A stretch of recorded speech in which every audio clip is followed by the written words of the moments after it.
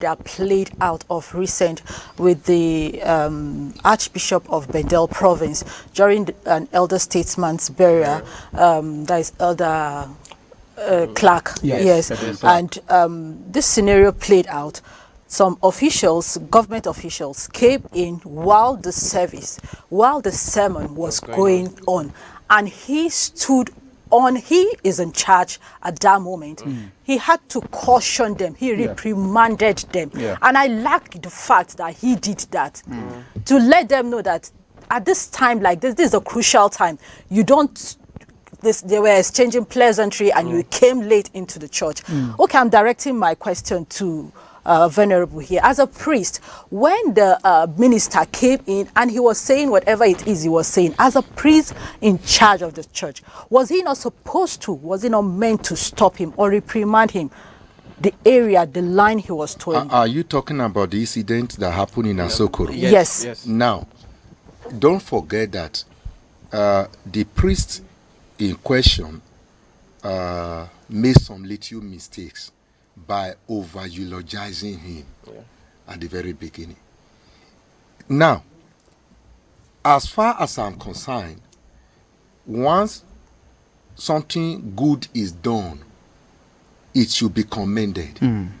When evil is done, it should be condemned. Look at what Isaiah chapter 5 verse 20 says. It says, woe unto them that call evil good and call good evil, but that put darkness for light and light for darkness, that put bitter for sweet and sweet for bitterness. As a priest, you should be able to commend what is good and condemn what is evil, irrespective of who is involved, whether it's a politician or a neutral person.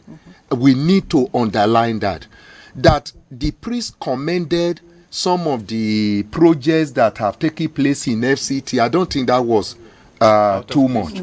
But going beyond that to be talking about the person who appointed him is a visionary, he sees vision, and that is where the eulogy crossed the boundary.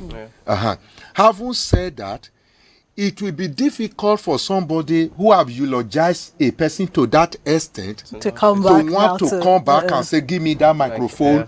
You are using my pulpit to play politics. But where maybe would have acted was when the person speaking cast a very serious aspersion on Anglican communion. And that is my concern. When the man said, this is why he doesn't want to go to church, because they will always ask for something, especially Anglican communion. Let's dwell on that a little, please. Because people should speak for the Church of God. I'm proud to be an Anglican. Anglican is one of the most disciplined organizations. Anglican is one of the church that I know in Nigeria that does not do ceremony. They don't preach because they want money or because they beg unnecessarily. Now, what the man was saying the vicar made a request concerning the road leading to Zidu village. I want people to know that road is within Amak, the heart of FCT. And he's watching something here. Thousands of people are in that very road. In the last diocesan board meeting we had in Abuja, I heard somebody make the side comment that if a pregnant woman enter a vehicle to AIA, the person will have miscarriage because of the bad state of the road. That is a road, an earth road within the heart of FCT. Then go and see what the Church of Nigeria have labored to do. It's not the duty of the church to build schools. It's not the duty of the church to build hospital. But as part of our corporate responsibility, the primate, the bishop, and the church has invested so much of the offerings. We gather together every Sunday in church. Go to Zidu.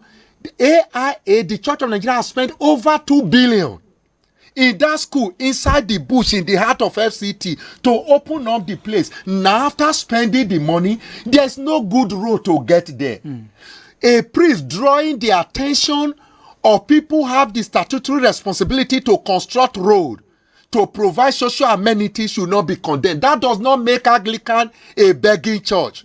So if I were in his shoe, at that point where he cast aspersion on Anglican community, I would have taken the microphone to call him to order. No one individual should play the God that is bigger than every other person. No. If the priest has praised your good work, yes, the good work he has done, Wike have done on road, shows because the previous administration for 8 years before he came never did anything. Nothing to show. So it is easy for what Wike have done in these 2 years to show. If a priest comment that, fine. Then she should have even respected the priest. Sure. I think there was no need for all those things he was talking about. Ambush. Who ambush who? Senator Mao is my personal friend. I was with him in the National Assembly when he was there. He's a decent human being who will not play pranks on any person. So what is the ambush? Because a priest drew your attention to what's supposed to be your responsibility. The people in Zidu village, are they not bona fide members of FCT? Are they not entitled to good road? Sure. Do you want that school and the over 2 billion invested by Abuja diocese in that school to be wasted? We are finished now. Again, go to Uye and go and see Betrafa Hospital. What Abuja has spent, the offering. No, people can come out and condemn church.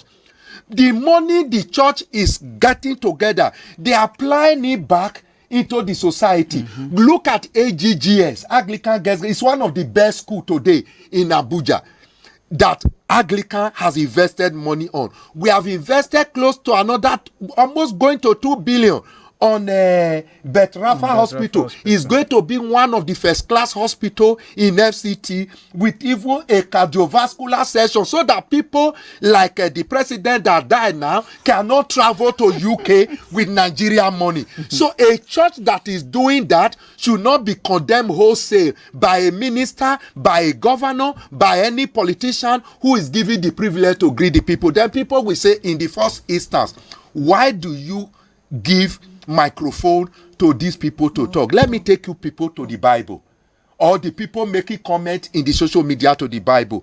Romans chapter 13 verse 1 says, let every soul be subject to unto the higher powers, for there is no power but of God. The powers that be are ordained by God. It is on this basis that our church, which is an organized church, give due respect to those in authority. But if that respect is given to you, you abuse it, they should be put on the table of the abuser. If the politician abuse the privilege that the church gave to them to greet the people and to thank God for their life, and what I expect politicians to do when they come to church, they are giving microphone, is to thank the church for the prayers, for the support they are getting, and all that. Not opportunity to condemn your opponent, not opportunity to insult people, insult bishop, insult church.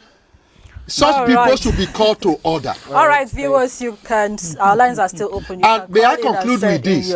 Yes, I thank God for the primate and our fathers in the Lord. They have given us guidelines. It will streamline the way priests, which are the main officials, handle these matters to guide against any error. Say, discuss with these people. In fact, for me, majority of them should not be given microphone, because we already know those who are politicians, who are drunkards, who are smokers, who come to church late.